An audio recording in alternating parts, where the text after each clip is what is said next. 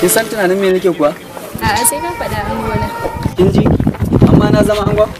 Me yayi? Ai sauran fati a kai. Ai ni da aka sa ranar nan ma ji nake kaman zuƙo kwanakin nan. Me kake ji na baka na zuba?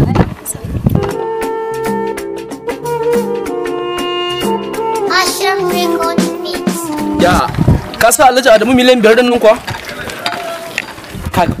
Ba na son iskanci. Tun ɗazu na ce ka sa kuɗin nan har yanzu baka sa ba. Ya dame ni da waya.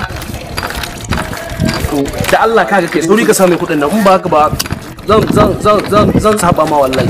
Na gaya ma ka sa abu baka ji miliyan. Shi so sarki kuma ke sa yin kuka a rayuwa ba maza ko mata. Yan mata baki ji ba? Minti ɗaya mana. Kai, ba ga wanda yake gurinta ba ne? Kai, dalla gafara wurin kana gudu. Dara ce mai karfi a rayuwa. Shikenan musu zan je in ji da me yazo.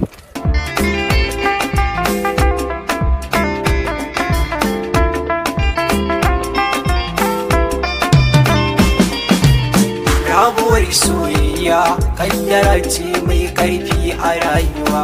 Bayyanar ta kamar ruwa da iska in ta zo za a rabuwa. Saurayi da budurwa da amarya an yi rabuwa. Tsohuwar soyayya tsofa ya zo kuma an yi rabuwa. Zainab magana nake so in yi da ke kuma kin tafi. A'a kaga fa tattaunawa muke yi. Idan sauki kake ka je ka dawo. Kar ka damu da damuwa in ka da ke za ka yi cutuwa. Mafarci in ka rayuwa duk sauki ka guje wa mutuwa.